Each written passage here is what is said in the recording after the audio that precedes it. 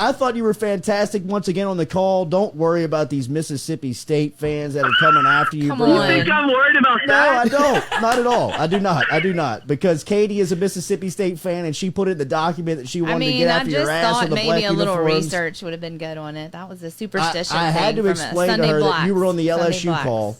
I understand that you're on the LSU call. And so, what did you make of Sunday and the backlash that you received from the Starkville the Mississippi State faithful? Well, look, I was very complimentary of the program. I think the team is great. They got a lot of good arms. They're a SEC championship contender, but no baseball team ever, under any circumstance, can wear black pants. It looks terrible. Disagree. Yeah, I love the all black. It's exactly what softball teams wear, and it's good for their sport. And it's what beer league softball teams wear. That was a wear. Jake Mangum thing. It started in 2019. It did feel very Red Rock and Blue. It did feel very Red Rock and Blue. I don't even know why. Gross. But I was a little bit taken. Now look, I'm 100% certain that if Ole Miss came out in black uniforms on a Sunday, Mississippi State fans would say that was the ugliest thing they'd ever seen. I love an all-black uniform, and I tweeted out actually that every team should have one. I love it. If LSU came out there, I don't think I'd be able to watch the game. It's that awful. And it's the pants. And look, LSU's uniforms, their all white uniforms are terrible now because they don't have piping on. They look like sweatpants. It's just the nature of what it is. I mean, did they not have... The uniforms Mississippi State came out in on Saturday with the grays and the script state were excellent. Awesome uniforms, but the black's just bad. Are there no grays for LSU this year? We'll probably see them on Friday night, and they won't have piping on them, and they'll look like sweatpants and pajamas, and they won't look very good either. Well, you got your name out there. You got that Clarion Ledger guy tweeting about you, so your name is out there now. Yeah, Tyler Horka comes on my pregame show every year for football, so I know Tyler, and I told him I appreciated him unleashing the masses on me. I got some direct messages that had some profane language. Aww, my image was photoshopped onto an adult film star. No, it was not. I did not see that. It's still up there. Just search my name. There was plenty of action. What did you think of the weekend? Did you see the weekend kind of going like that?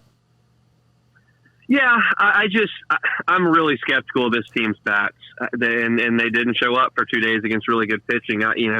You can hit a bunch of home runs against these guys that they were playing. They're throwing 87 miles an hour. When they start showing up throwing 95, the game changes a little bit. Marceau was great. Hill was good enough, certainly, and then Labus gave you what you needed. And the guys came through against the bullpen on Sunday and pulled one out. But against elite arms, I trust Cruz, I trust Doty, and the rest of the guys have got to prove themselves. And so, it's not as if the team has no chance to hit, but right now, I'm skeptical of where the bats are. What did you make of their defensive woes this weekend?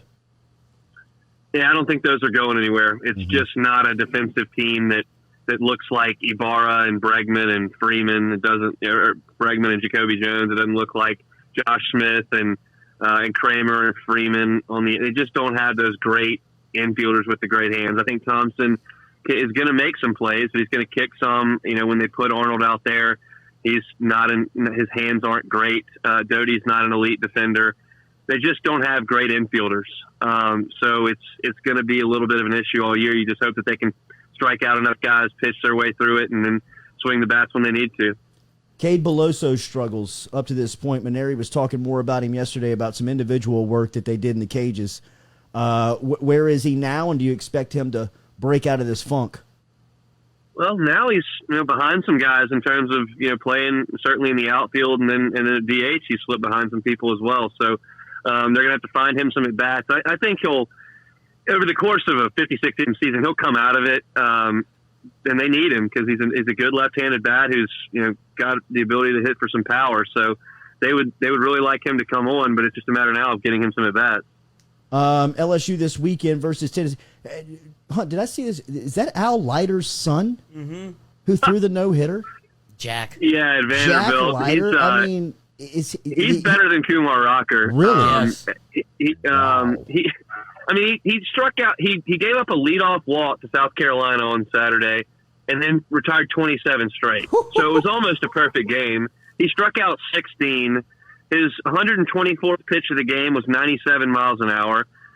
He's got everything you would need in an arm. He throws an electric fastball. His sliders wipe out. The command is great. That top two, there have been some really good ones in SEC history.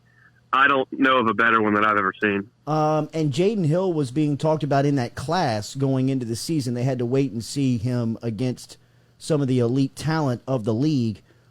You've got about 6 weeks. You got about 5 weeks of Hill on record. Where is he? What do you make of him on Friday nights?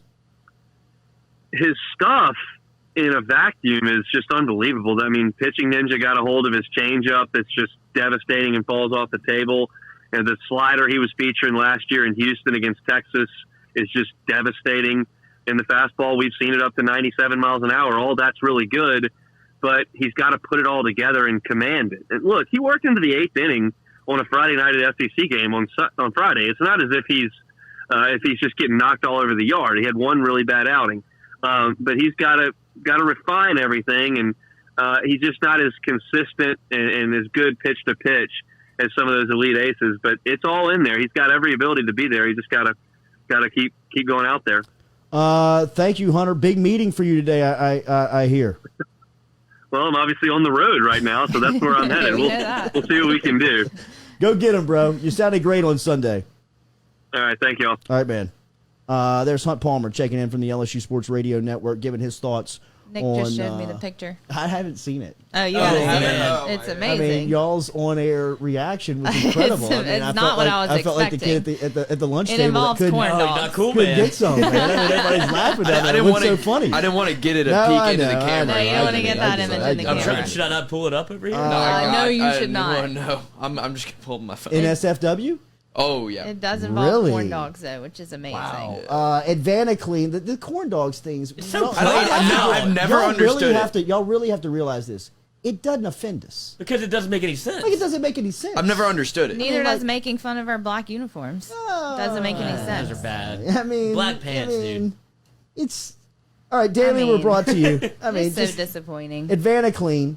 Remember, you can get in touch with Advanticlean. If you see mold that looks like black jerseys on a baseball field, get in touch with our guy Bradley Lynch over at Advanticlean, as he can help you out. I was wondering, I was like, is this on? Did you not hear that? I did hear it. Okay. It took me a minute. Yeah, I mean, I'm talking about you and your team. Remember, over at Advanticlean, water, fire, and mold. If you see water stains in the ceiling, if you feel water on the carpet, if you smell smoke, if you see fire damage, or like I said, you see mold growing like black uniforms on a baseball I field. feel like y'all are just poking me to see when I might lose it. Yeah. Get in touch with Advanticlean. 225 area code 369-5228 is the phone number. Get in touch with Lynch online at Advanticlean.com. Just search him on Google, Advanticlean Baton Rouge.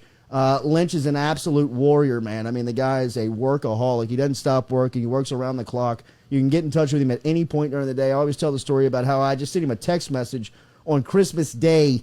45 minutes later, he's in my living room as he was just here to get it done, man. He wanted to see the work, diagnose the problem, got the work done. Very easy. As I tell you all the time, if you have to make the call to Advanticlean, going to be a bad day.